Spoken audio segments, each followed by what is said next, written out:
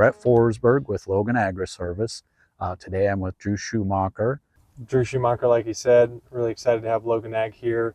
What we're after is a very consistent quality core, because we're basing so many decisions then off of the quality, basically. And one of the things that happens, we get variability in depth or diameter, or we get a lot of say roots or that kind of thing in our cores, and then that can kind of throw off our results. So where we've been using a manual system and we see those cores every time, that kind of gave us a lot of comfort, and that we're actually seeing what we're sending to the lab. And our questions were, with a lot of those automated systems, like, those guys don't see those cores, they just get dumped in a bag and they're gone. Are they consistent? And so based on some information that Eric had found about ROGO, we kind of started a pilot program with that to maybe learn and evaluate, because it sounded like they had a lot of those questions or situations accounted for. So we're here today to kind of talk through what ROGO does and how their system works. I'm glad you talked about, the depth of the cores, the extraction, how much residue gets in the cores. So depending on how important the location is, you have the location of the core.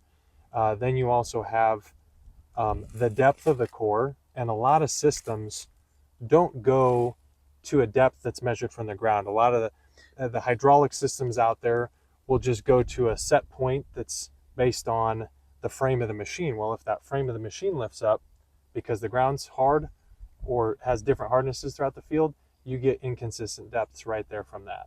So the depth is a huge piece, but then also, just because you go to the right depth does not mean you get the full core extracted. Yep. And there's a couple of failure points that happen. The number one at the surface is residue. And so, when you're taking a hand probe, you can just swipe away the residue with your boot, with your shoe, and insert that in nice clean soil. With an automated system, we don't have a boot. And so we had to solve, how do we get residue dealt with in a way that it doesn't affect the soil flow as we go down? Because what will happen is it will act as a wrapper around our probe, and it'll block soil flow either the whole way down or partially. And so what we do there is we pinch it with our bucket with about 1,000 pounds of force, and then we pierce it with the probe, and we actually have a serrated tip where we rotate a little bit during that residue area. Then once you get the residue taken care of, you got to ensure that soil wants to go up into the probe rather than out into the sides. Yep. And really that's about having lots of breathing room inside the probe so that it's always easier for the soil to enter. So we have a lot of interior relief, which takes a lot more force because it ends up with a wider probe for a given inlet size.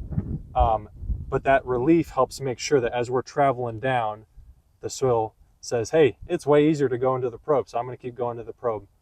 And then lastly, at the bottom, you got to disconnect that core so you don't leave any of it in the bottom. Yep. So we rotate to disconnect the core from the soil around it, and then we have a nice seat at the bottom of our probe to lift that soil up like an elevator.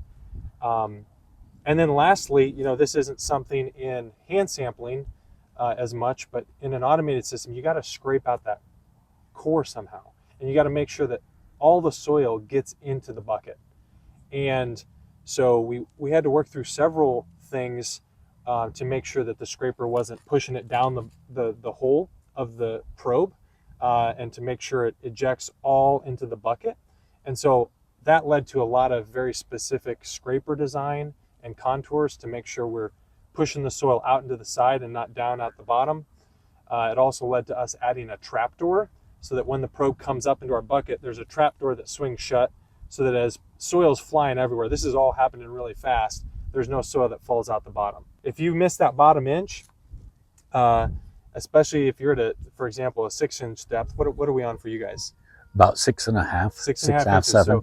So, so if you miss an inch or two, you can, because of the nutrient stratification, that can make a big difference on the result. And so those are some of the things we did. Depth, getting the depth right, measured from the surface of the ground with a sensor, making sure we we pinch and pierce the residue, making sure we have lots of interior relief for the soil to enter on the way down, separating the core at the bottom by rotating, having a seat to lift it up, and then scraping it into the bucket and retaining it with the trapdoor.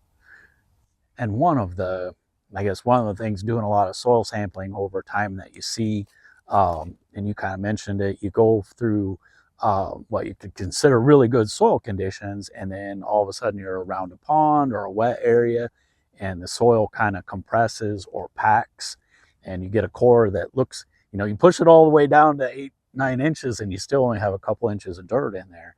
And so right away you're not getting the results out of that effort that you really should be, and that those lab results aren't going to be consistent with the reality of what that area is in the field. So little things like that, they don't seem like much, but percentage wise, what they change in your soil testing results can be pretty big. Yeah. So the consistency was always a really big hang up on our consulting business. Was it just takes away the comfort from there forward, whether you're making DAP or potash Rex or whatever, that you've introduced a big variable in that, and how you may be treating a zone in the field for the next 2, 3, 4 years. So the consistency of that, super important.